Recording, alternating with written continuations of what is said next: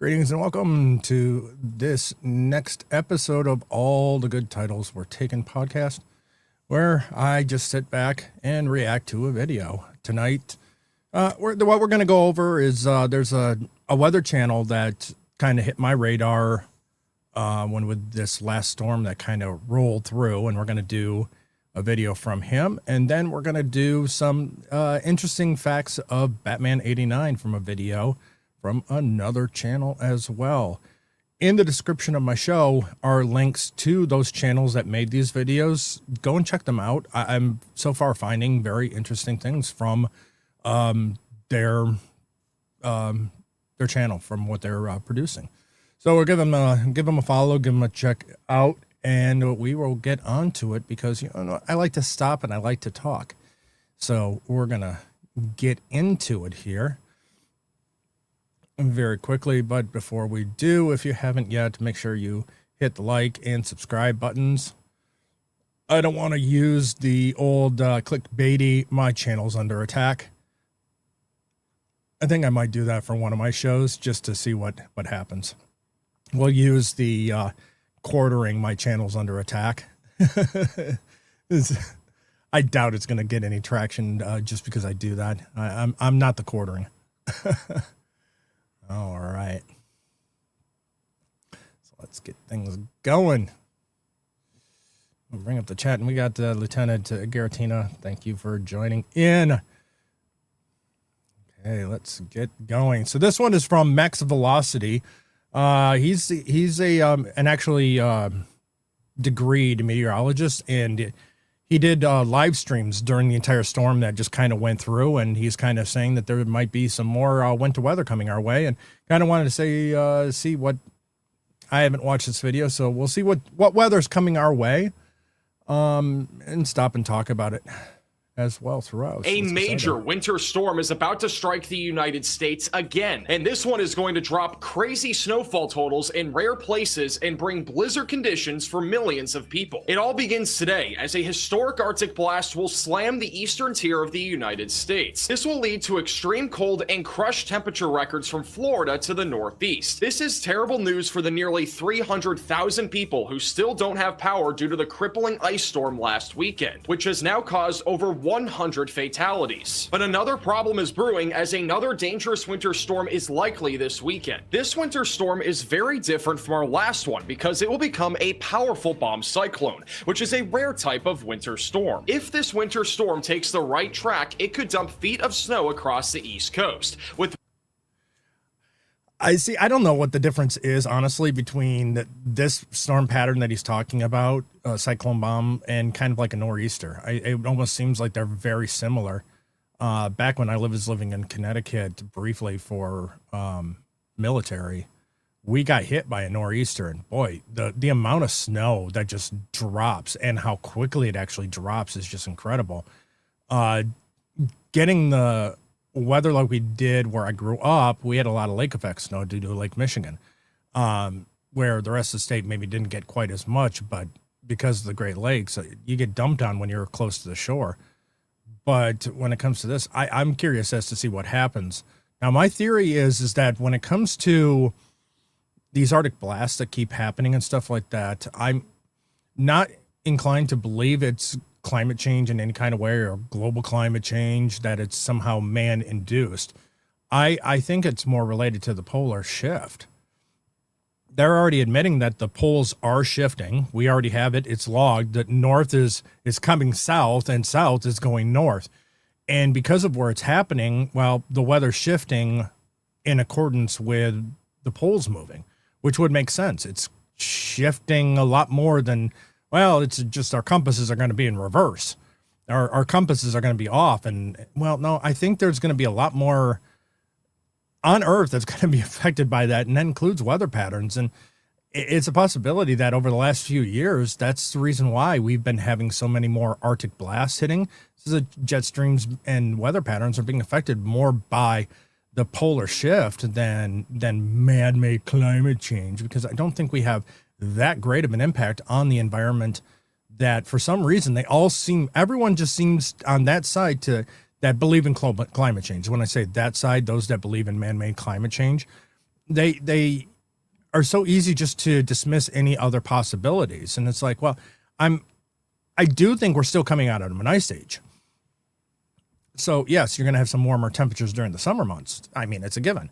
But in addition to that, we've been having what they now determined to call it weather weirding, because they got to come up with all of these different things to explain when their belief is getting challenged. So the climate's not changing, but we got weird weather. So we're going to call it weather weirding because it's outside the norm. But well, as the poles shift, maybe that's the reason why the Arctic is not staying quite as frozen and it defrosts more during the summer months, is because the poles have shifted.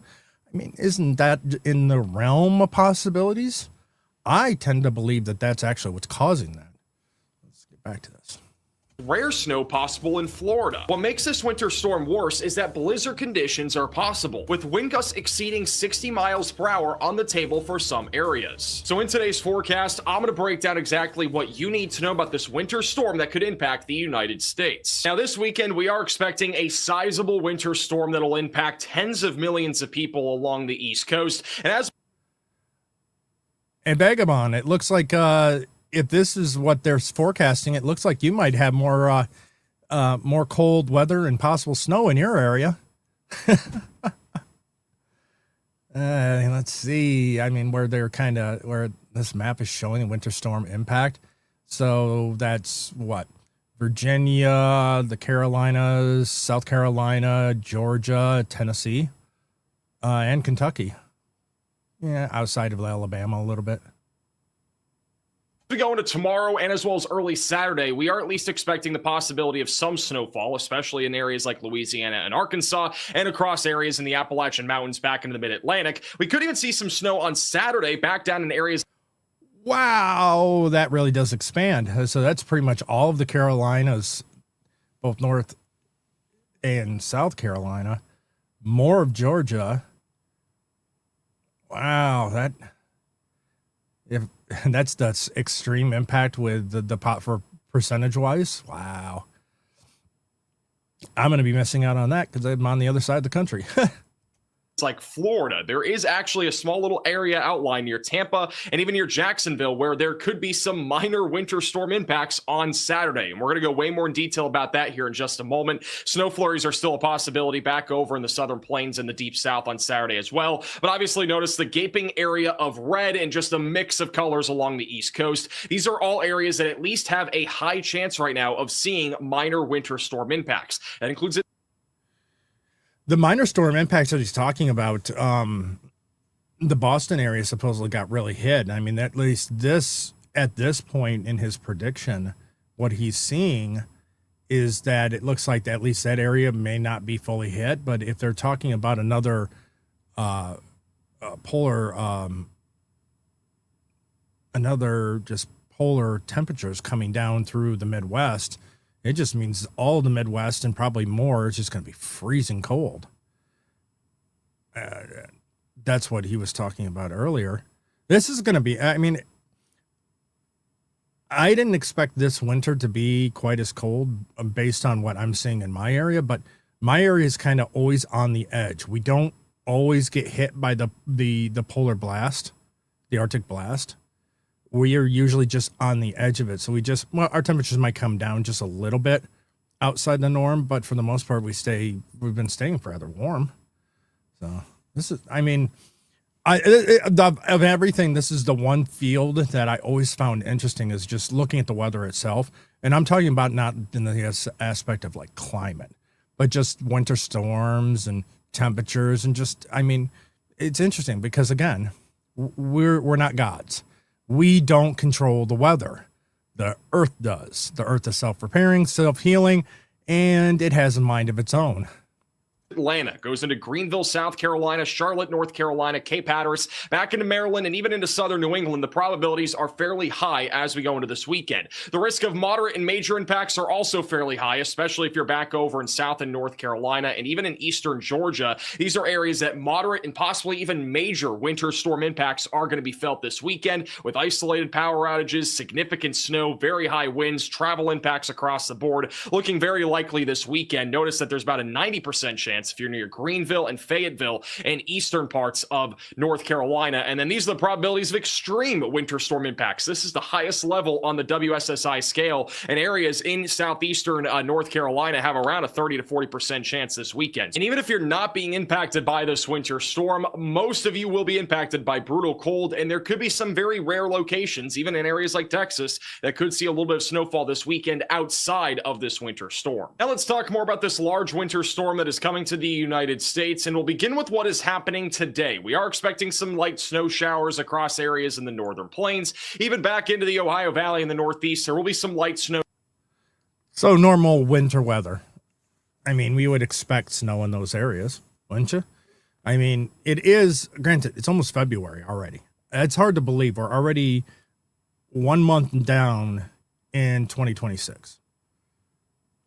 It feels like for some people, they would comment on the fact that it feels like we've just recently got into this year.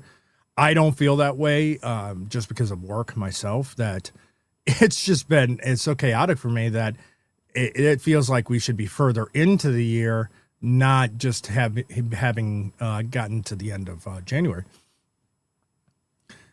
But it's winter. You would expect snow through the Great Plains and colder temperatures.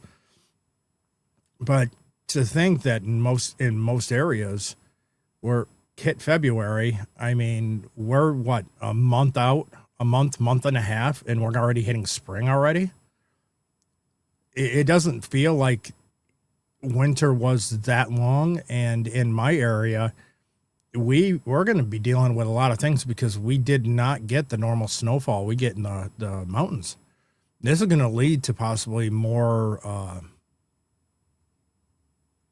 wildfires, forest fires, whatever you want to call them. I am curious at what point the lexicon changed to stop calling forest fires wildfires. When did that occur? Was it about the same time that they started changing the colors on the forecast maps or adding them to make it look a lot more drastic when it comes to summer heat, with red, really red, and all this stuff for temperatures that are like in the 80s, 90s, which are typical for like areas? The propaganda in media is even in weather prediction, honestly, when it comes to like local, even national weather.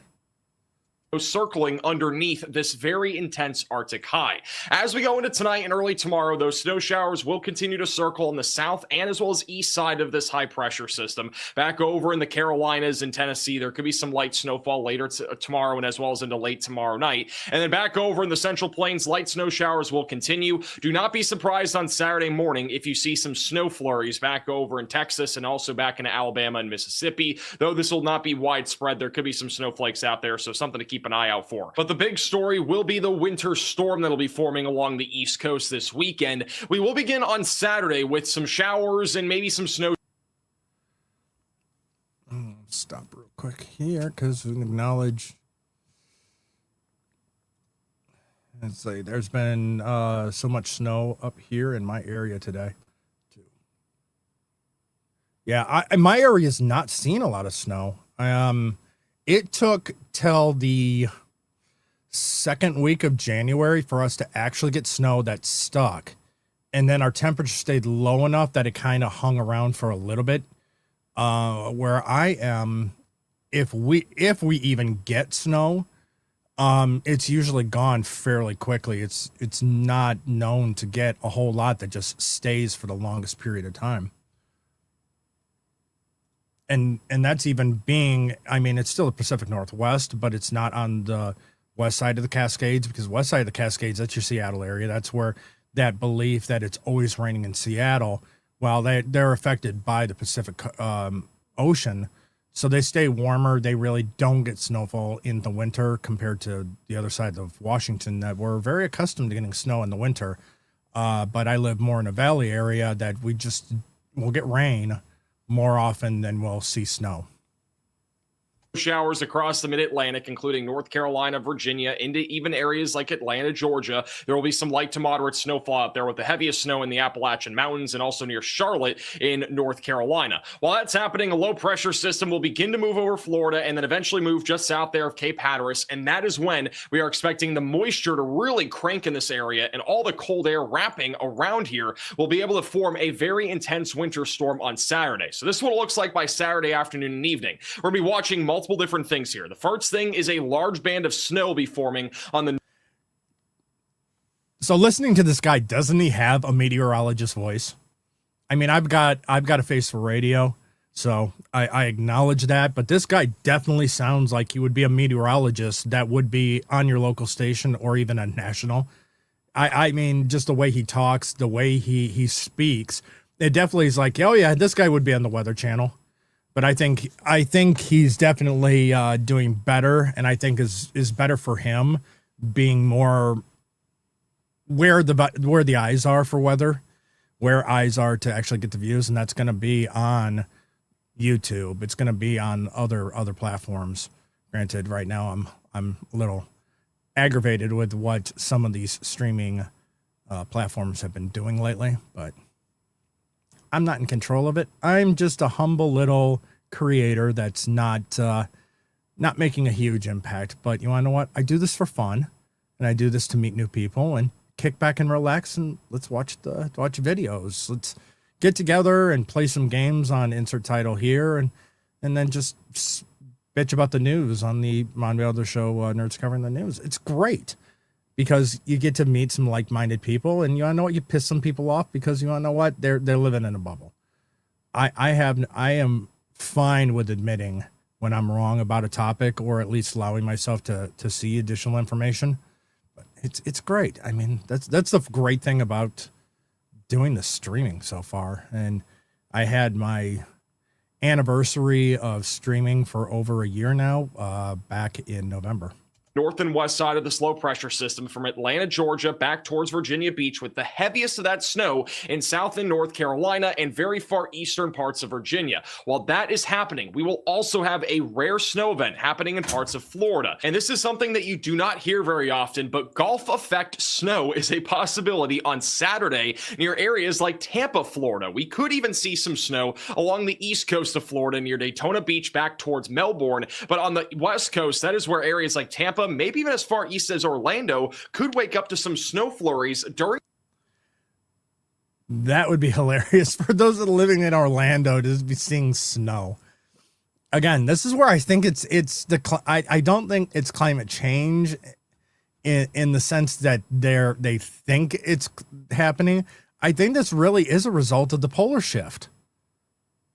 The only way, and granted, I don't know. I'm not a meteorologist. I don't know science, all this stuff, but just from my time on this planet and seeing these things and acknowledging the fact that the poles are shifting, they're admitting it, it is moving.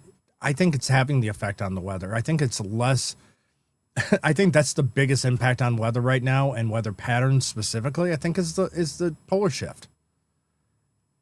And it's going to be interesting as the years continue, if the poles continue to shift, to see how winter continues to happen.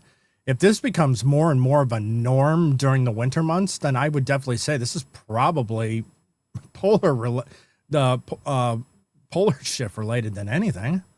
In the daytime on Saturday. So very crazy stuff here. This is something that is going to be very crazy if it does end up happening. I do think we're going to see at least some light snowfall. By Saturday night, there's going to be a better chance if you're near Jacksonville, Florida, back towards Daytona Beach for some light snowfall. I don't really expect any accumulation in Florida, but maybe a dusting or a coating is on the table near Tampa. It is going to be extremely cold, though, in Florida on Saturday. All up and down the East Coast, we're going to be dealing with that big winter storm. So by Saturday night, heavier snowfall will start to mix into the areas like North and South Carolina, eastern Georgia near Savannah, and then back up into central Virginia, Richmond, and also back near Roanoke. I know a lot of you dealt with sleet and freezing rain with our last winter storm. The good news is that this should be all snow. As we go into late Saturday night and early Sunday morning, this will become a bomb cyclone, meaning our low pressure system will drop by 24 millibars within a 24-hour period. So this is going to become a big deal just off the coast of North Carolina by Sunday. What that also means is that the winds are going to rapidly intensify, especially if you're in Cape Hatteras, Harris,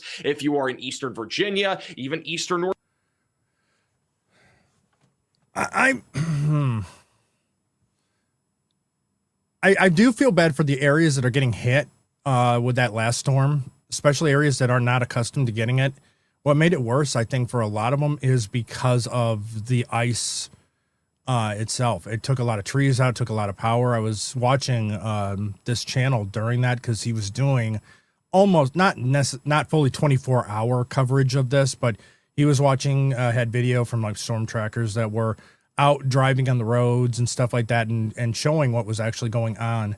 And just it's been very interesting to watch. But the images afterward, the amount of trees that were taken down because of the ice, the weight on it, because, well, snow may be heavy, wet snow is heavier, ice is what is the killer. It's what collapses trees, breaks branches, which then fall on power lines and take out power. Power lines just coming down from the strain of the ice being on the power lines themselves took it out.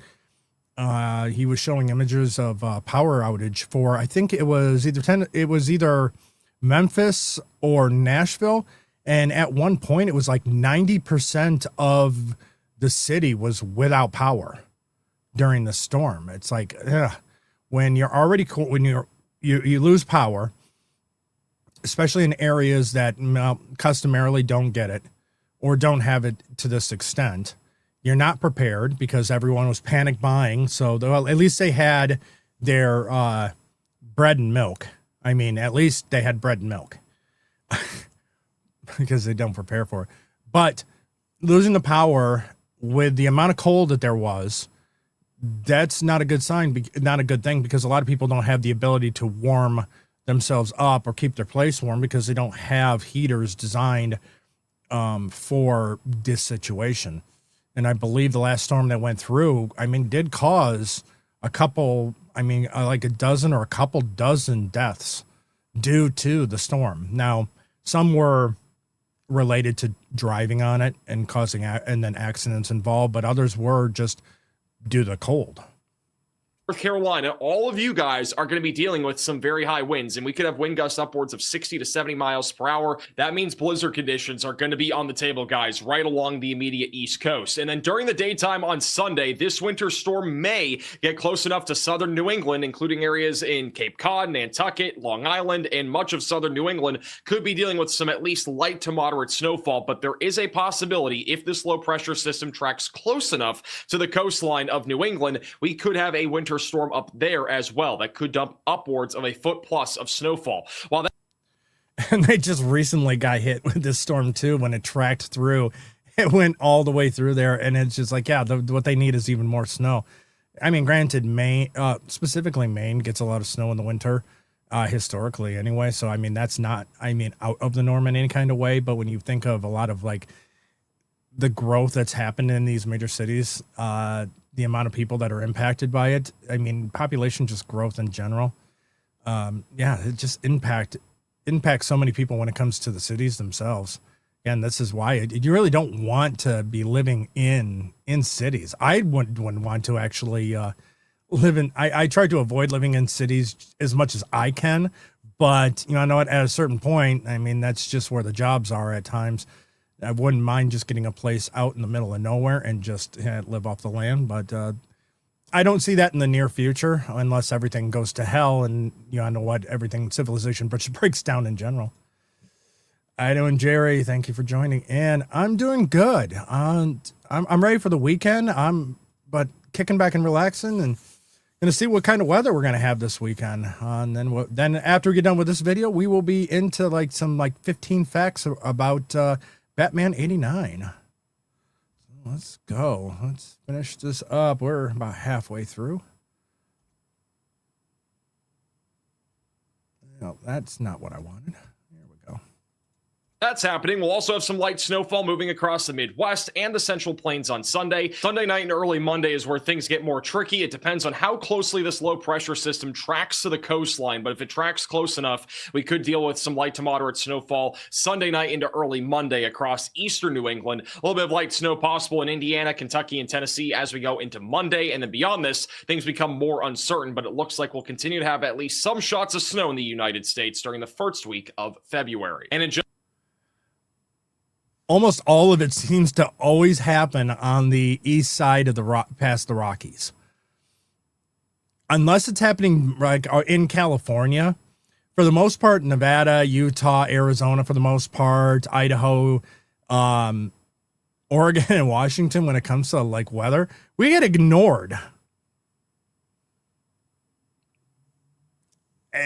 Or it's just because we don't have any interesting weather, unlike the Midwest and New England and the Southeast.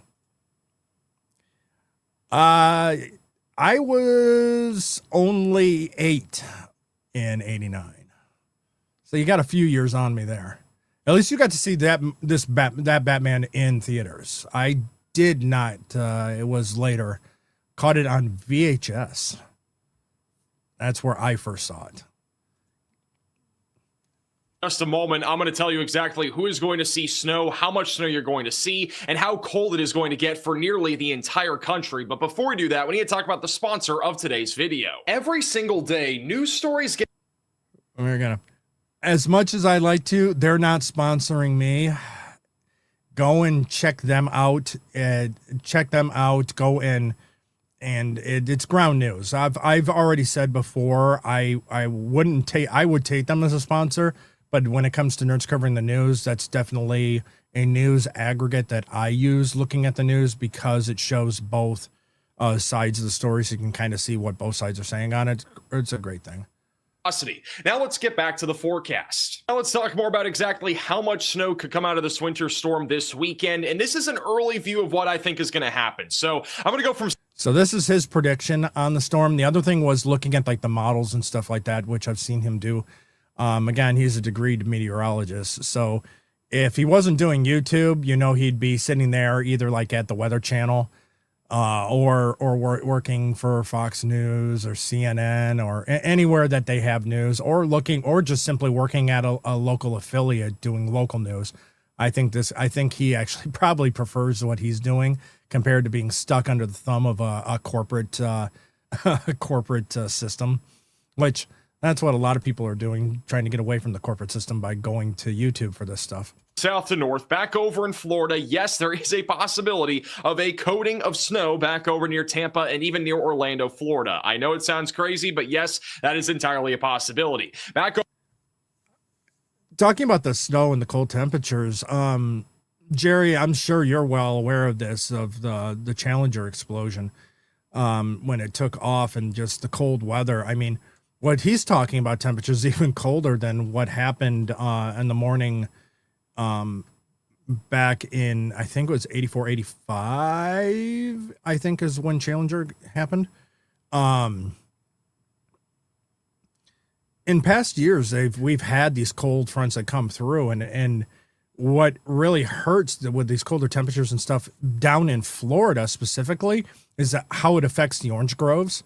And I mean, the orchards for oranges, those orange farms, them losing the orange production like that actually does hurt. 86. Thank you, Jerry.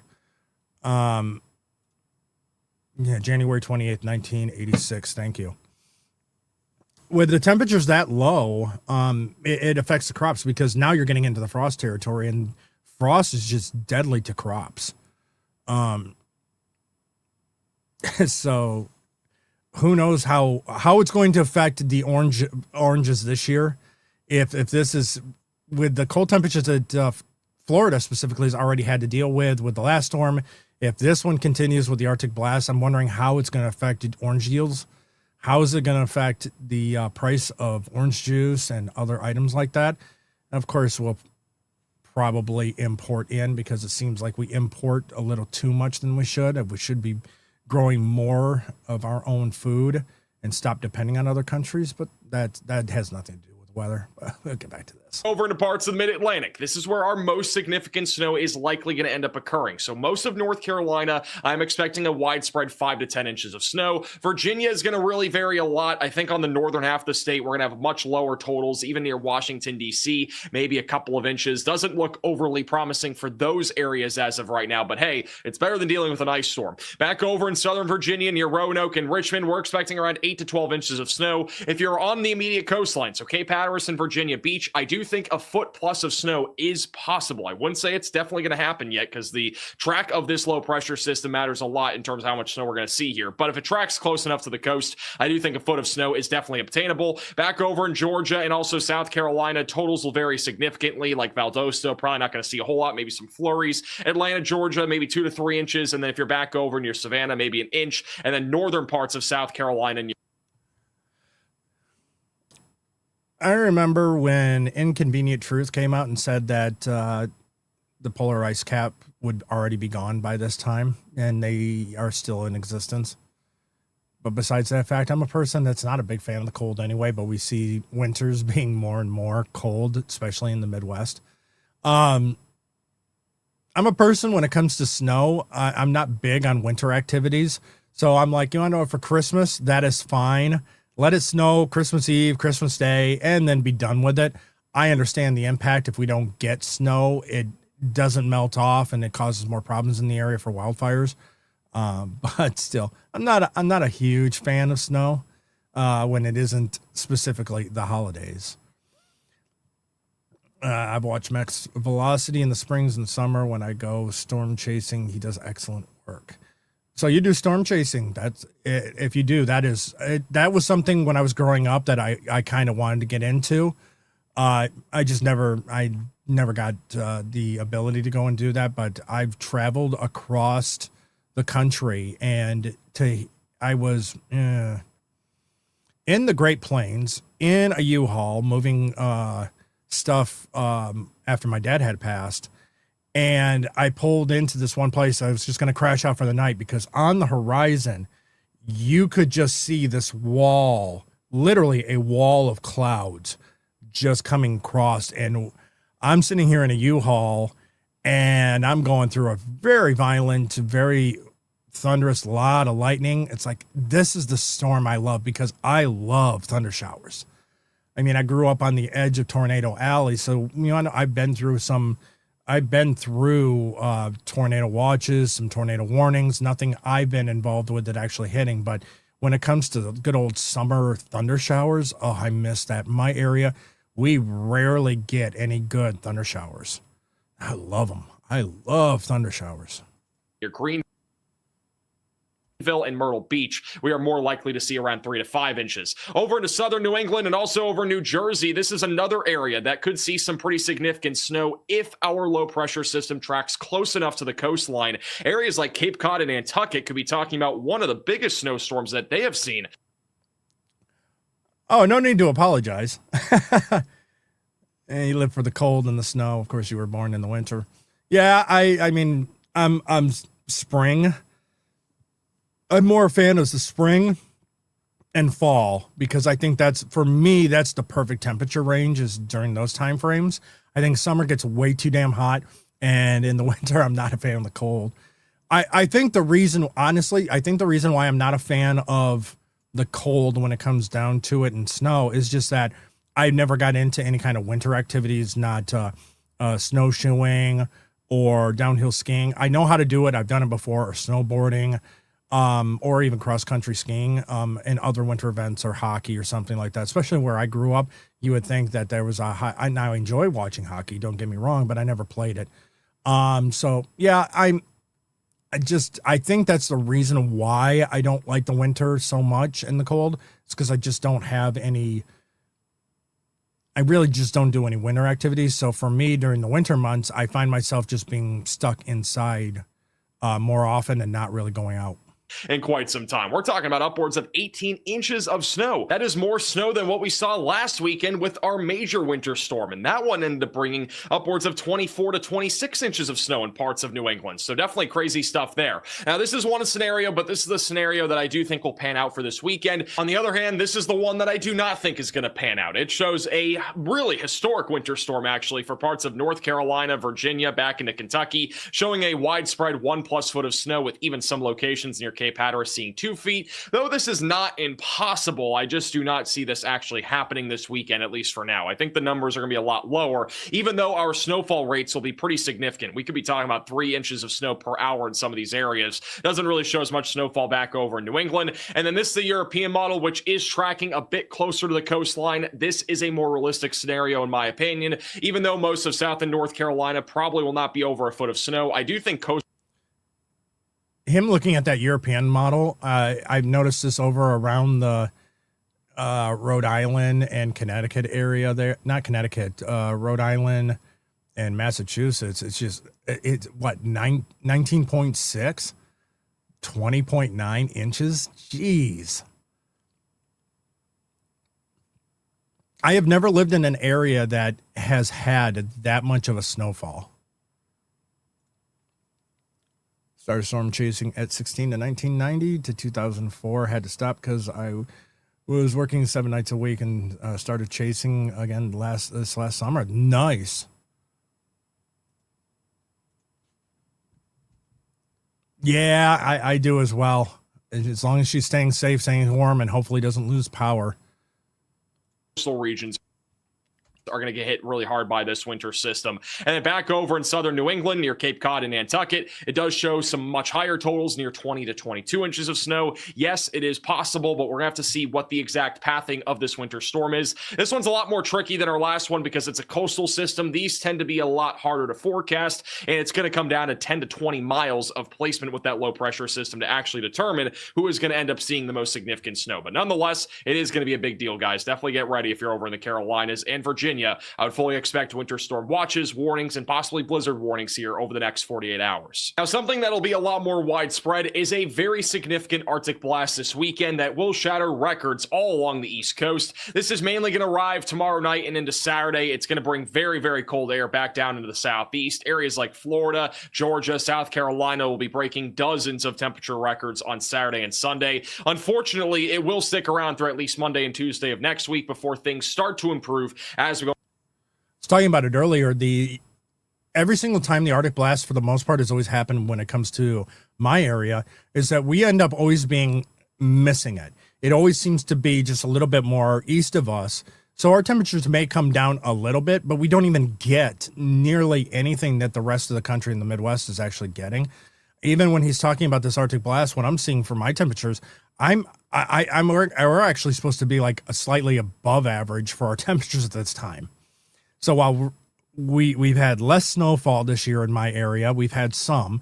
It's been a little bit drier of a winter. Nothing compared to what the Great Plains. I mean, even the stuff that's happening. We have my company has locations across, and after that last storm, I mean, it affected so much that, I mean, finding out from them, it's just the amount of businesses that have been closed due to power outage or at least telling their people not to go into work because the conditions are too hazardous to drive, which I praise companies out there that essentially tell their people, hey, you want to know what? Don't come in. It's too much of a risk to come in. We're going to shut down for a couple days. So praise to companies that do that and think for the safety of their employees. Unless you're a fast food worker, well, you need to show up.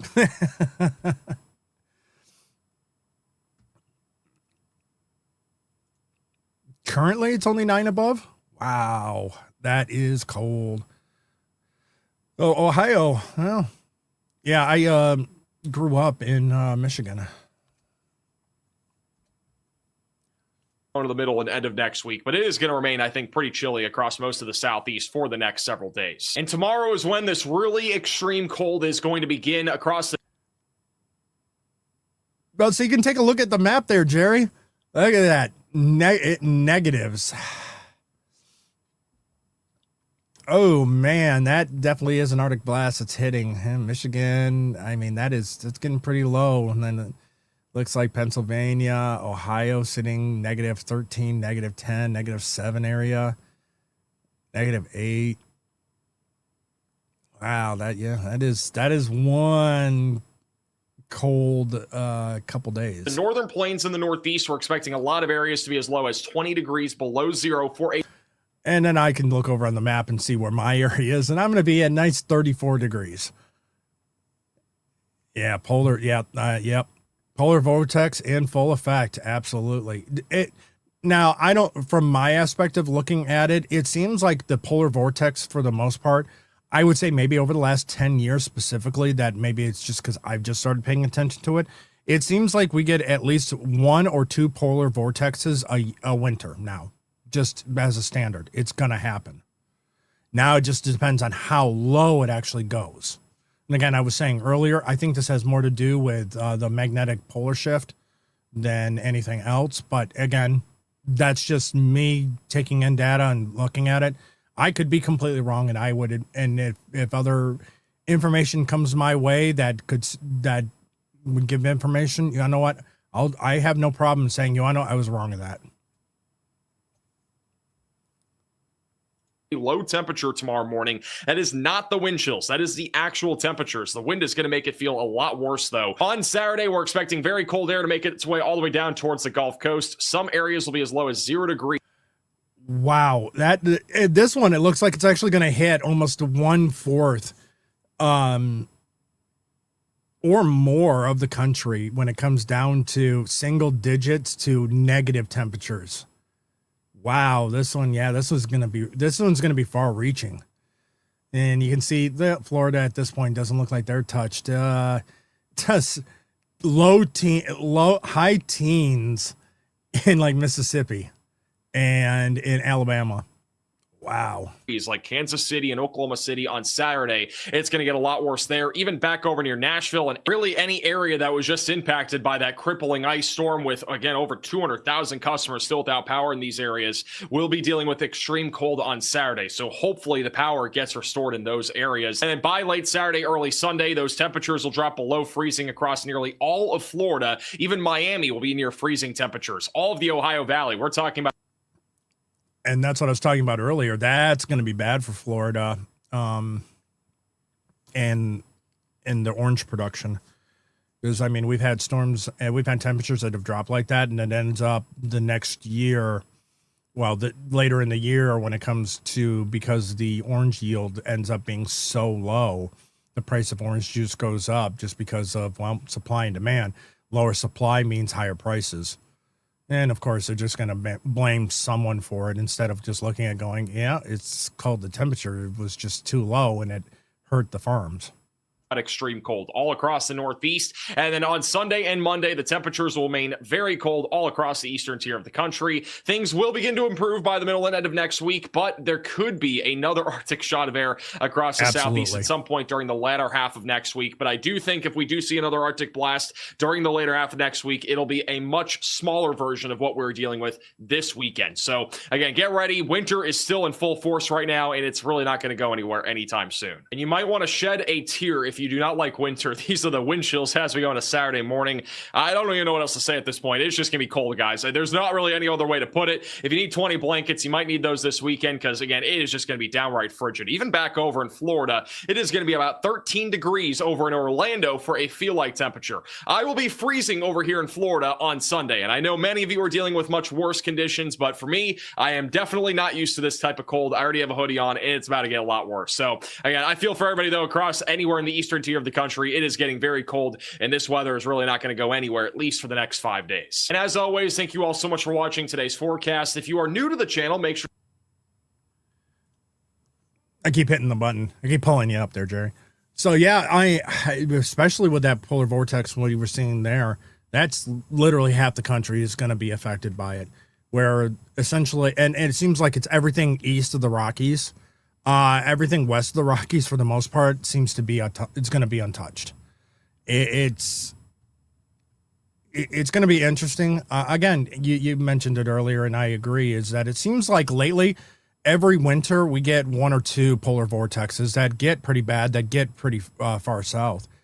Again, being that I'm not a trained meteorologist, and I've done it as a hobby and looked into it and thought of doing, getting a little bit more active in it, to see these things happening in the winter months. I'm a little bit shocked by it, to be perfectly honest, that it seems like it's happening more often. And again, I think it's the hubris of man to think we have any impact on the weather or control over the weather. I do think it's more related to the polar shift.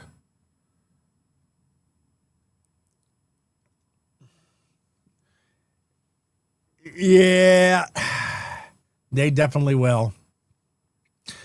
Though, in all fairness, Canada's used to a little bit, at least a little bit more used to the colder temperatures compared to, let's say, Florida or Georgia, Mississippi, Alabama area.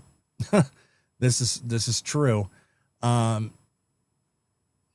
long as everyone is staying warm and everyone is keeping as warm as possible, and hopefully that they don't lose power and able to keep warm. I mean, that's the best we can kind of hope for when it comes to these people. Comes to these storms for the people. Though in areas that are used to getting a lot of these storms, a lot of the colder temperatures and stuff like that, their infrastructure is at least designed a little bit better to withstand some of these things. Now, granted, some storms that come through, it's a little bit different because they're not exactly designed for huge storms, but standard winters and stuff like that, they usually fare much better compared to others that don't even have the infrastructure in the way of plows or de-icing or anything like that when it comes to the storms getting this further and further, and they don't even keep it in their budget in any kind of way for it. Okay, so we are going to finish Batman 1989 was not supposed to look the next one, and this one is coming from, well, let me get the channel name real quick before I actually pull it up. So this one's called Batman 89, 20 Hidden Details You Completely Missed. Well, let's see how many of them we actually did notice, if we are Batman 1989 aficionados, or it's something that maybe we honestly did miss. This comes from the classic Rewind, and they're sitting at 7.32 thousand subscribers, so they're a fairly smaller channel. So let's make sure you go check them out, and I'm going to subscribe to them, and let's get on with the video here, because it's not that I don't enjoy doing this. I do have another show that I do with Iron Oxide. So let's get this going. look or feel the way audiences remember it. Before the movie became a cultural event, it survived casting riots, studio panic, and one of the strangest merchandising strategies in Hollywood history. Michael Keaton was viewed as a comedy actor. Jack Nicholson walked in with the richest contract in studio history. Anton Furst rebuilt Gotham as a nightmare city, and Batman barely moved inside the suit. These are 20 hidden details you completely missed in Batman. Number 20. When Keaton was announced as Batman, fans revolted, flooding Warner Bros. With 50,000 protest letters demanding his removal. The Wall Street Journal covered the backlash as legitimate cultural controversy, treating comic book casting like a political crisis. Fans wanted Mel Gibson or Harrison Ford. I remember that, and the thing is this happens every single time. It doesn't matter what the franchise is or what the character is. There's always a vocal group that are coming out and saying this is terrible casting and why did you do that? And I think Keaton did a good job as Batman for what that movie was. And I mean, granted, out of all of the Batmans, Batman 89 and Batman Returns is up there, in my opinion, in quality and enjoyment of the movie. I mean, Batman Begins and The Dark Knight, granted, are really far up there. But for a very good, for just a movie going and seeing Batman in live action, I loved 89 and I loved Batman Returns. Actors with action credentials and physical presence Keaton supposedly lacked. Director Tim Burton defended the choice publicly, arguing Batman's psychology required subtle dramatic range, not muscular heroics. Producer John Peters later revealed the studio considered abandoning Keaton, but feared looking weak to fan pressure. Burton framed the controversy as proof audiences didn't understand his vision yet. The rage wasn't just about casting, it was about whether Batman could be taken seriously at all, and whether a comedy actor could embody trauma. Number 19, Jack Nicholson negotiated a percentage of gross profits rather than a traditional salary, a deal that eventually earned him approximately $60 million from Batman alone. His Actors that do that are definitely taking a risk, because if the movie bombs, then they get nothing. That's risky, unless, clearly he knew what was going to happen with it. And Batman 89 was a huge hit. So yeah, he definitely got a bigger payday than he would if he had just taken a regular paycheck. Yeah, who wouldn't? I'd like 60 million. Yeah, so would I. I don't see that happening in any time in my future. Unless I win the lottery, and the chances of that, I'm better at getting struck by lightning multiple times. Contract included percentages of all merchandise sales, locking Warner Bros. Into profit sharing before they understood how lucrative toy lines would become. Producer Peter Guber later admitted the deal seemed reasonable until merchandising exploded beyond all projections. Nicholson's lawyers structured the agreement to include back-end points from any Batman sequels, even if he didn't appear in them, securing passive income for over a decade. The deal reshaped Hollywood star compensation permanently, proving that profit participation could eclipse upfront salary by massive margins. Observe how much screen time Joker dominates. Nicholson's contract gave him leverage to expand his role during production. Number 18, production designer Anton Furst constructed Gotham across 18 sound stages at Pinewood Studios, spending $5.5 million on sets alone, one of the most expensive production designs in film history at that time. Furst studied fascist architecture, German expressionism, and decaying industrial cities to create environments that felt psychologically oppressive rather than geographically real. He built full-scale streets with working infrastructure, functional sewer systems, electrical grids, and 3-story building facades with accessible interiors. Warner Brothers initially resisted the budget, suggesting location shooting in New York or Chicago instead. Burton refused. I'm kind of glad that they did the sets. Gotham in itself, I mean, is supposed to be more of an oppressive. It's a crime-ridden city. Granted, a lot of people going in were used to just either the 1960s Batman or didn't really have any kind of familiarity with Batman, but it's like Gotham should be oppressive.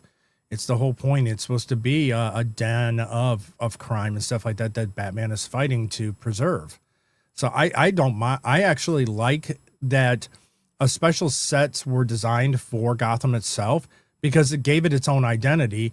I think it actually made it a character into itself, just like other TV shows and movies where they're living becomes is a character in itself. If you look at like Star Trek, the Enterprise is a character unto itself. And that's why a lot of people were very upset when in Search for Spock, they blew up the Enterprise. A lot of people were really upset about that.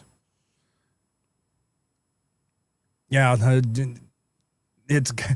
Gotham charm gritty, but uniquely beautiful. Unique beauty. It is.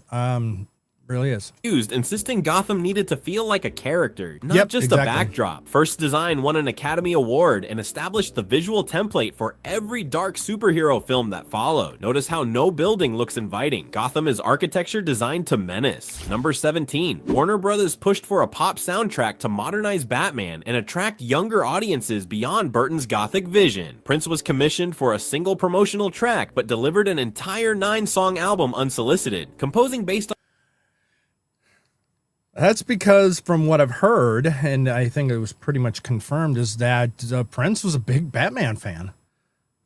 He was a reader of the comics and everything, loved Batman. He was a very big fan of Batman. And so that makes sense that he would sit there and do 9 songs unsolicited, even though he was only asked for 1. And I've heard some of them and they're like, okay. But I mean, the other ones were pretty good. On script pages and concept art without seeing footage. Burton loved the demos and incorporated multiple tracks into the final cut against composer Danny Elfman's objections, who felt pop music undermined his orchestral score. The Batmobile Museum destruction scene features Party Man blaring as Joker defaces paintings, a moment Prince wrote imagining chaos as performance art. Prince's soundtrack outsold Elfman's score commercially, but critics. I don't have the music soundtrack to Batman 89, but I do have the score, and I love the score for that Danny Elfman did for Batman 89. Out of all of the Batman movies, I think the Batman 89 soundtrack is one of the best ones.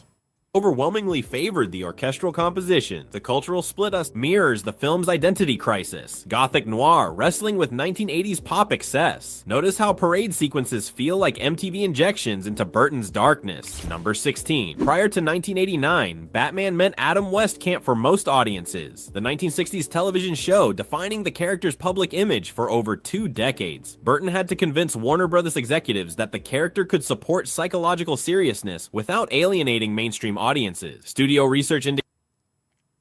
Now bring this up because that is very true. Yes, the bald man in that scene is Sergeant Slaughter, a pro wrestler. It's the one that was holding the boombox, wasn't it? Which would be this guy, the guy that's held in the boombox, I believe is who you're talking about. Indicated families expected colorful adventure, not noir trauma, making Burton's pitch a massive financial gamble. Early marketing materials deliberately hid how violent and dark the film actually was, emphasizing action spectacle over Burton's gothic tone. Test screenings caused panic among executives who feared parents would reject the film's intensity. Burton later revealed he shot the film knowing it violated audience expectations, betting that shock would translate to curiosity rather than rejection. PG-13 rating was controversial. Many felt the violence and psychological darkness warranted an R. Number 15.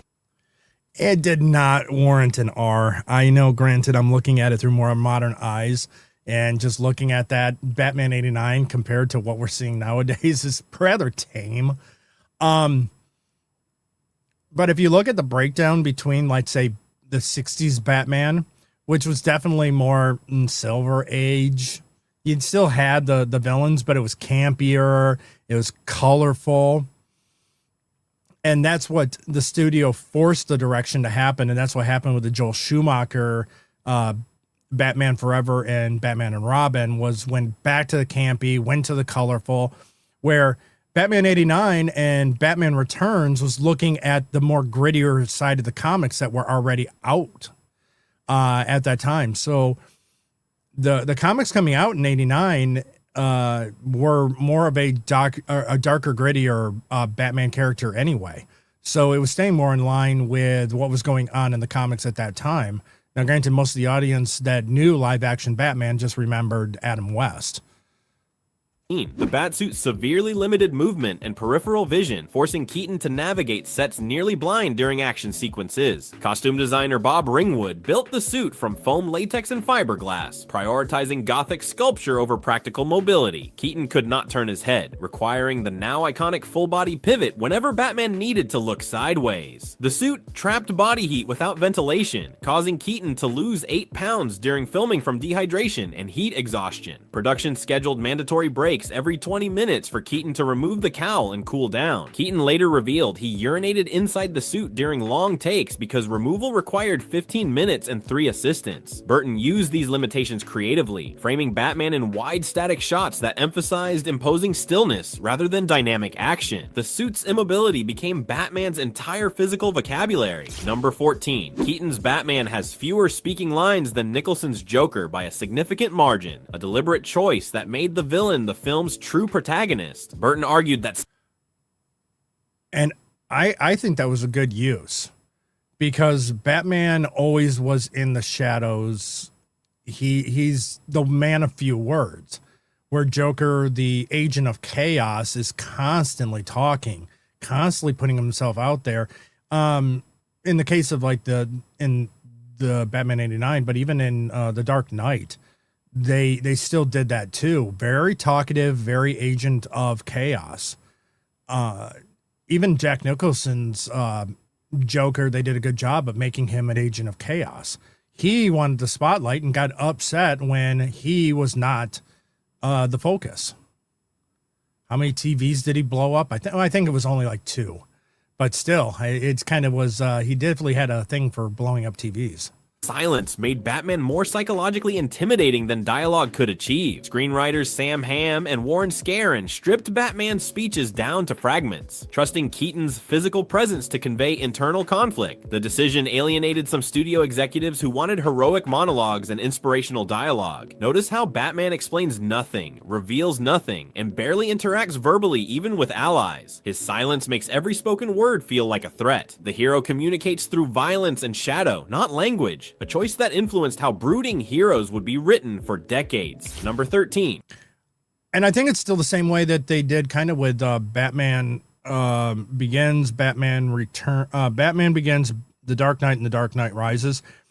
For the most part, whenever Bruce Wayne is in the Batman cape and cowl, it seemed like there was less talking that he would do during that, except for when he had his interactions mainly with Commissioner Gordon. Yeah. Thanks for tuning in there, Jerry. Thanks for stopping by. Yeah, take it easy.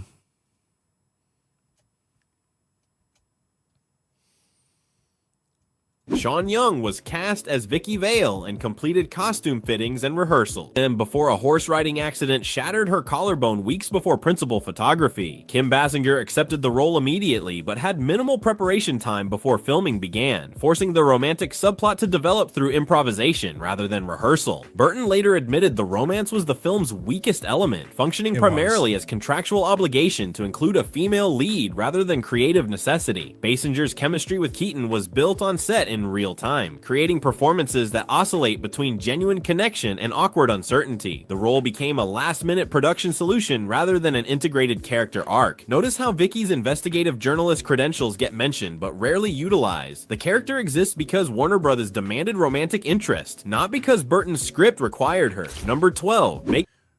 Which does kind of play into the difference too, because Batman has always played off, specifically Bruce Wayne, as a playboy and all this stuff, and he's in this Batman, he's very much a recluse. So it's playing with it just a little bit. Again, difference between comic book and live action. You're always going to have that. Not everything's going to be exactly like the source material. There's always, the directors are going to take a little bit of free will with the characters themselves, but the problem is when they go way outside of what the character is from the source material. That's when fans have that problem, and that's why you have so many people that push back against movies when they do that, and directors and writers when they veer away so far away from the canon, or have the characters do something that was completely in opposition to what their character would do based on the canon. That's why everyone gets so upset when they break canon like that. Makeup artists used layered prosthetic appliances to sculpt Nicholson's permanent grin, a process requiring 2 hours of daily application with additional touch-ups between takes as facial expressions cracked the makeup. Makeup designer Nick Dudman created the smile using a combination of prosthetic scarring and theatrical makeup, avoiding permanent alterations to Nicholson's face. Nicholson's contract specified he could remove all makeup and leave set by 6 p.m. regardless of shooting schedule, forcing production to prioritize Joker scenes early each day. Nicholson insisted the prosthetics should not impede facial acting, requiring Dudman to engineer appliances flexible enough to preserve micro-expressions beneath the prosthetic curvature. Nicholson refused to shave his mustache, forcing Dudman to paint flesh-colored latex over it daily. Notice how Joker's expressions remain unnervingly mobile despite the rigid smile. That's precision engineering allowing performance through restriction. Number 11. Okay, so he had a mustache. Who cares? It's the same. I mean, look at Batman in the 60s. The Joker had a mustache that was painted over as well. So what? I'm wondering if Nicholson, maybe he did that intentionally to be closer to Cesar Romero's Joker, but they then did stuff to hide it anyway. But still, I don't see anything wrong with Joker having a mustache. Anton first designed architecture that actively hindered Batman's mobility, creating a city that functions as environmental antagonists rather than neutral backdrop. Gotham features narrow streets, vertical drops, industrial clutter, and claustrophobic alleyways that restrict movement and eliminate escape routes. Chase sequences show Batman stuck in urban bottlenecks, unable to use speed or agility because the city itself prevents it. First studied Fritz Lang's Metropolis and Italian futurist architecture, prioritizing psychological oppression over practical navigation. villain. Burton wanted Gotham to feel hostile to everyone, including its supposed protector, reflecting a city that breeds Batman as symptom rather than cure. Cinematographer Roger Pratt lit sets with harsh shadows and limited sight line, making even wide streets feel enclosed. The Batmobile's size becomes a liability in tight, which I think is, I mean, again, it makes Gotham a character unto itself. I mean, with the smoke, the tight spaces and stuff, it feels like a major city. It feels like a very constricted, a city that started off small but just kept building upon itself, but never was, because it's such an old city, the spacing for streets and stuff never was designed for essentially automobiles. You look at a lot of European cities in their center cores and stuff like that are not conducive to car travel. A lot of one ways because it can only fit one car at a time, so it's a one-way street. This one at least has multi lanes and stuff like that, but it definitely feels constricted. It feels claustrophobic. It feels like an oppressive city should. I think, again, great design for Gotham. corridors first deliberately engineered to constrain it. Number 10. The iconic moon silhouette shot was achieved with practical miniatures and matte paintings, not digital. Effects, requiring meticulous lighting to create the illusion of scale. Visual effects supervisor Derek Meddings and his team built detailed miniature Batwing models and filmed them against practical moon backdrops, treating miniatures with feature film cinematography rather than effects house efficiency. The shot was added during post-production after test audiences wanted more iconic imagery connecting Batman to his symbol. Meddings struggled to composite the Batwing convincingly against Gotham's miniature skyline, requiring extensive rotoscoping frame by frame to eliminate visible wires and achieve clean edges. That single image became the film's most merchandised visual despite being a last-minute addition. Notice how impossibly crisp the Batwing appears against the moon. That's practical effects mastery preserved on film. Number 9. Batman toys, logos, and apparel became bigger revenue generators than the film's box office, teaching Warner Brothers that franchise value lived in. Merchandising, not just ticket sales. The studio learned villains sell more merchandise than heroes. A discovery. Yes, if it's a good character. I mean, there are too many times we've seen that not to be true. But that's just because a Joker is iconic. It is an iconic villain to Batman. Through the comic books, through Batman in the 60s, and for Warner Brothers and the screenwriters and director to use Joker as the very first supervillain to tangle with Batman on the big screen, that would send it, because again, if there ever had been a bad actor playing Joker, then Joker probably would not have taken off like he did. But it definitely was because of Jack Nicholson that he did a great job with the Joker, and then later Heath Ledger, what he did, and went and took the Joker to a completely different aspect, and definitely, I think, really took it in the direction of purely an agent of chaos. No, this Joker played by Nicholson was an agent of chaos, but more not vain, but definitely had I'm blanking on the word right now, but he definitely wanted all the focus to be on him. He's the big guy. Everyone should be bowing to him. Everyone should be paying attention to him. That influenced every sequel's villain-heavy marketing. Joker action figures, makeup kits, and clothing outsold Batman merchandise by significant margins, proving audiences wanted to embody chaos more than heroism. Warner Brothers executives reportedly prioritized merchandisable moments during script development, inserting scenes designed to become toys rather than advance plot. Burton resisted, but couldn't prevent studio interference in merchandise-driven storytelling. Notice how Joker receives more visual iconography than Batman. Purple suits, white makeup, playing cards, all designed for product lines. I pushed back a little bit on that one because that's not exactly true, because those were things that were part of the character in the comics. Okay, so he had a purple suit. Your point? I mean, that was the color of the Joker, so he was just happening to wear a purple suit. So what?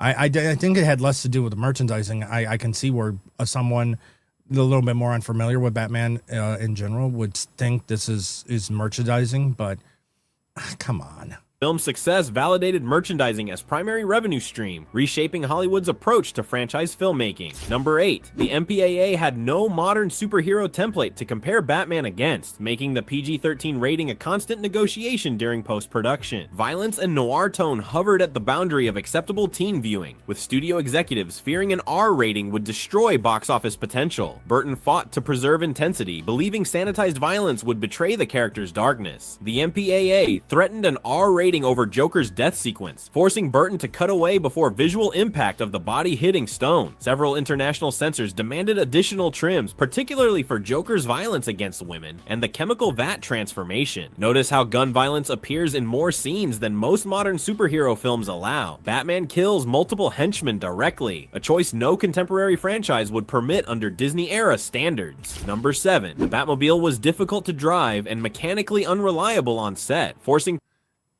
Yeah, I mean, but that's been true, I think, of almost every single Batmobile, except for the TV show one. I don't know 100% sure with the 60s Batman. Excuse me. Compared to the 60s Batman, I think that one's just essentially just a regular car that just had some cosmetics done to it. A lot of the Batmobiles from the movies were complete overhauls of the vehicles themselves, so they were slower. They used camera tricks and stuff to actually make it look like it was a very fast vehicle, but they were not fast in any kind of way. Production to rewrite chase sequences around its limitations. Designer Anton Furst and Julian Caldo built the vehicle on a Chevrolet Impala chassis extended to 20 feet, creating a car too large for Pinewood's tight backlot streets. Michael Keaton never actually drove the Batmobile during filming. Professional stunt drivers handled all movement while Keaton sat in a stationary cockpit for reaction shots. The jet turbine afterburner effect used real flame propelled through modified pipes, requiring fire marshals present during all filming. The vehicle's debut emerging from shadows cost $27,000 in smoke machine rental alone for a sequence lasting under 10 seconds. Notice how Batman often parks, idles, or turns rather than drifts at high speed. The Batmobile couldn't perform sustained action. Number 6. Nicholson improvised lines and physical gestures throughout filming, shaping Joker's rhythm and tone beyond what the script provided. His improvisation Again, that's I think what makes the Joker in '89 a good character is because of Nicholson. If it hadn't been for Nicholson, if it had been a different actor, I don't think it would have been the same effect. Jack Nicholson did the role perfectly for what the movie is and what was expected for the movie. Great casting of the Joker for Batman '89. became the film's most quoted moments, including mannerisms and vocal inflections that weren't written. Burton encouraged the improvisation, recognizing Nicholson's instincts elevated material that sometimes read flat on the page. The parade dialogue, including Joker's interactions with the crowd, featured extensive ad-libbing that Burton preserved in the final cut. Nicholson studied silent film comedians and 1940s gangster performances, blending physical comedy with genuine menace in ways the script hadn't anticipated. Notice micro gestures during intimidation scenes, eyebrow raises, shoulder shrugs, sudden stillness, all improvised choices that became inseparable from the character. Joker's unpredictability on screen reflects Nicholson's unpredictability on set, captured and preserved. Number 5. Batman 1989 rewired audience expectations for how comic book characters could be adapted to film, proving superhero stories could support psychological darkness and production design ambition without. And I think that's why a lot of people enjoyed Batman '89 so much. And then in Batman Returns, granted, the studio kind of took off any kind of restrictions on Burton, and it kind of blew up in Burton's face a little bit because he ended up losing control of Batman. Now, granted, it stayed under his production banner, but then the director turned into directing duties got taken over by Joel Schumacher, and then they went towards the camp. Because with Batman '89, as this video showed earlier, is that the ability to merchandise off of it was just so incredible. that the gross of merchandising out was greater than what the movie had made itself. And Batman Returns was darker, more sexual, and grittier, that they freaked out. And it was even McDonald's that ended up having a deal that this movie is not for kids. So how are we going to market toys for kids? And I think they even really limited or pulled out of any kind of marketing agreement they had with Batman Returns. I'd have to look back look back on that one. But very interesting. Yeah, it was a template for, I think, a lot of the modern superhero movies we got throughout the 90s and a little bit into the 2000s. But I think when Marvel started making their movies, they rewrote a lot of what was expected of a superhero movie. Could Batman 89 be made today? No, too many white people. Burton's success. The modern era of serious franchise filmmaking becomes far less likely. Studios learned audiences would accept noir trauma over colorful adventure. Christopher Nolan cited Burton's Batman as direct inspiration for the Dark Knight trilogy, particularly the choice to ground fantastical elements in psychological realism. Burton showed that villains could dominate narrative space without destroying box office potential, a lesson Marvel and DC have exploited for decades. Compare Burton's noir Gotham to the 1960s Adam West camp. The tonal gulf represents a permanent shift in superhero storytelling. Every brooding hero, every gothic production design, every villain-focused marketing campaign traces back to Burton's 1989 gamble. Number 4. Yeah, it definitely had an impact in Hollywood.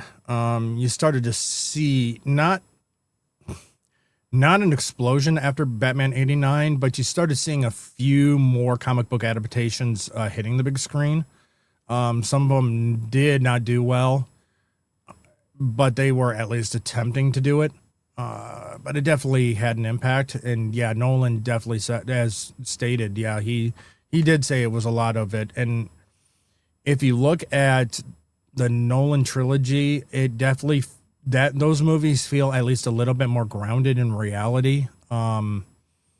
Where you don't have to have a huge suspension of belief to be able to feel like it's actually like it could actually happen and it's real life, unlike a lot of the modern like Marvel movies and stuff like that. That it's just like, if this is supposed to be taking place in our own world at the same time as what these superheroes are doing, it just doesn't make any sense. And it feels less grounded.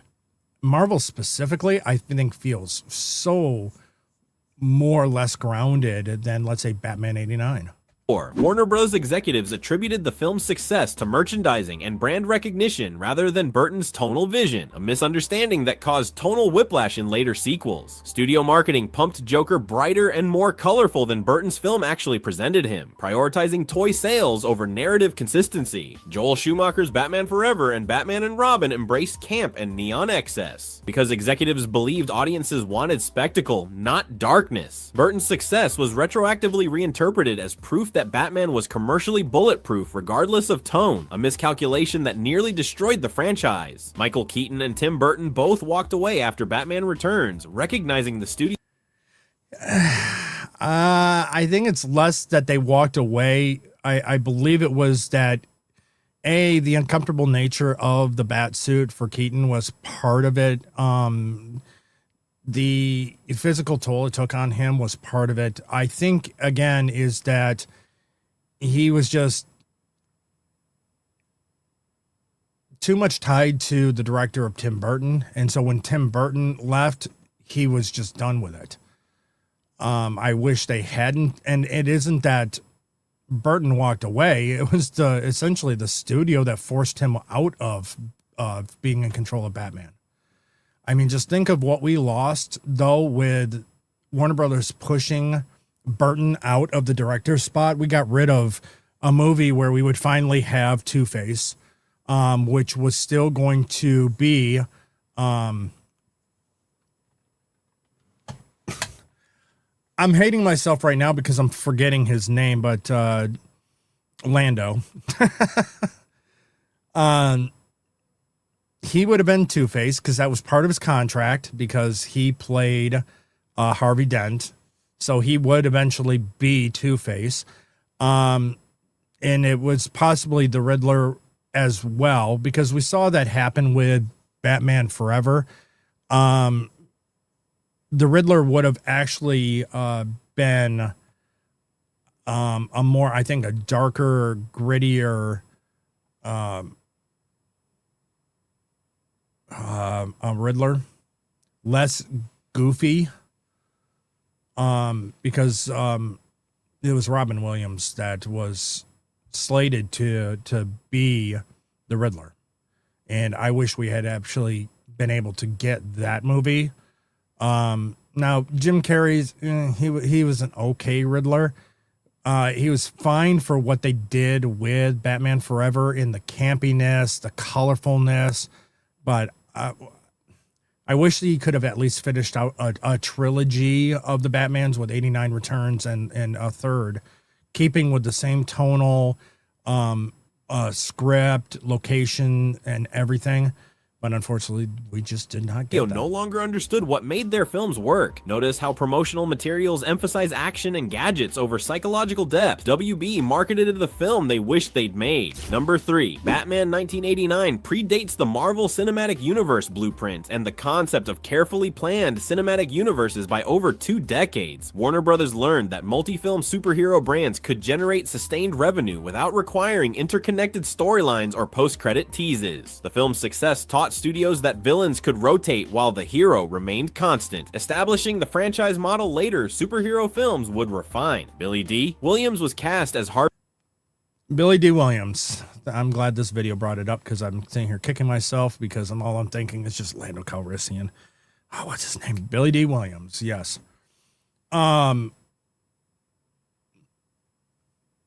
This may be true from the aspect that you could have a rotating cast of villains when it comes to the movies, but keep the main character the same.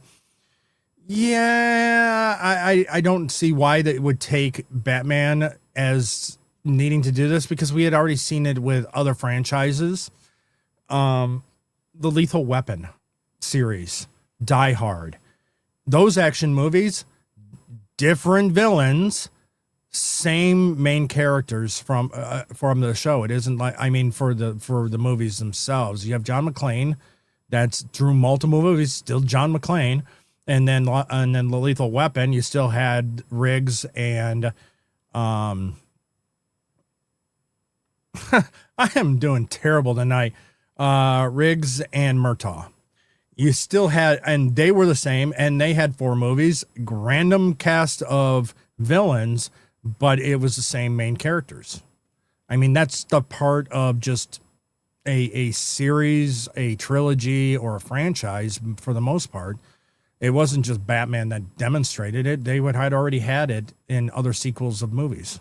Harvey Dent specifically for future Two-Face storyline, representing early franchise planning before cinematic universe became industry vocabulary. Burton had no interest in sequel setup, but Warner Brothers inserted franchise infrastructure regardless. The tension between auteur filmmaking and corporate franchise building defines every superhero film, since Batman 1989 was the first battleground where those forces collided. Number 2. Burton disliked studio constraints and sequel pressure so intensely he initially declined to return for Batman Returns, believing his creative vision was complete. Warner Brothers offered him significantly increased creative freedom and a larger budget to secure his return, effectively giving him permission to make the film darker and weirder than the original. Burton's negotiations demanded final cut privileges, setting the stage for Return's controversial tone that alienated the same studio executives who begged him back. Compromise created the strangest dynamic in franchise history, a director returning reluctantly with enough power to ignore studio notes entirely. Burton later admitted he used Returns to deliberately challenge Warner Bros.' family-friendly expectations, testing how far he could push darkness before corporate intervention. Returns became proof that auteur power can corrupt franchise cohesion. Number 1. Nicholson's profit participation deal became Hollywood legend, fundamentally altering how A-list actors negotiate blockbuster contracts. His back-end points proved that merchandising and ancillary rights could eclipse traditional salary structures by massive margins, giving actors leverage to demand profit sharing rather than upfront payment. Tom Cruise, Will Smith, and other top-tier stars used Nicholson's Batman deal as template for their own negotiations throughout the 1990s and 2000s. Warner Brothers never made the...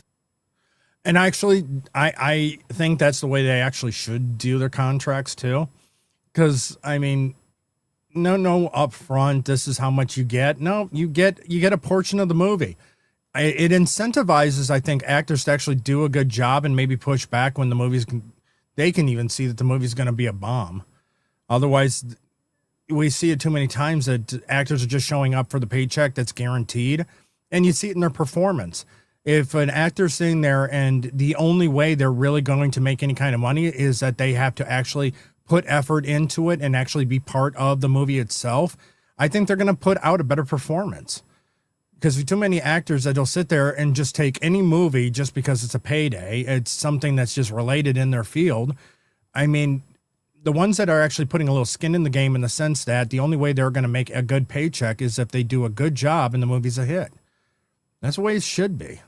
Same mistake again, structuring future contracts to limit profit participation even for franchise leads. The deal demonstrated that the real power in blockbuster filmmaking lives in back-end percentages, not creative control or upfront salary. Notice how Joker dominates screen time and merchandise. Nicholson's contract gave him financial incentive to expand his role. The film's ultimate supervillain wasn't Joker, it was profit participation. Batman 1989 did not just reinvent a character, it reinvented blockbuster filmmaking, proving comic book films could be dark, villain-focused, and extraordinarily profitable. It weaponized Gothic design before studios believed in it, turned Gotham into a nightmare city, and made merchandising more lucrative than tickets. The film survives through contradiction. Burton's artistic vision battling Warner Brothers' commercial demands, captured on screen forever. Rewatch and notice the immobile suit, the silence, the shadows, and the merchandise. Which hidden detail surprised you most, and what film should we open next? Overall, I'm honestly not surprised by any of those. Those are just stuff that I was aware of from watching those movies in the past anyway, and being a fan of Batman. I mean, you can look right behind me here. I mean, I have the Bronze Age Batman omnibuses.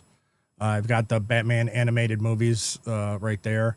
I mean, I am a fan of Batman, and we do a show over on Sammy 3Pete's channel called Cavecast, which is on Saturday mornings at 8:30 a.m. PST, where we're going and taking a deep dive into Batman as a comic book character, and we're currently doing his Rogues Gallery. So we've gotten through the initial part of Batman, and now we're going through his villains, and then we will get into the other media. So we'll get into movies, focused episodes and stuff like that coming up. But thank you everyone for tuning in to this episode of All the Good Titles Were Taken. Make sure you hit that like and subscribe button.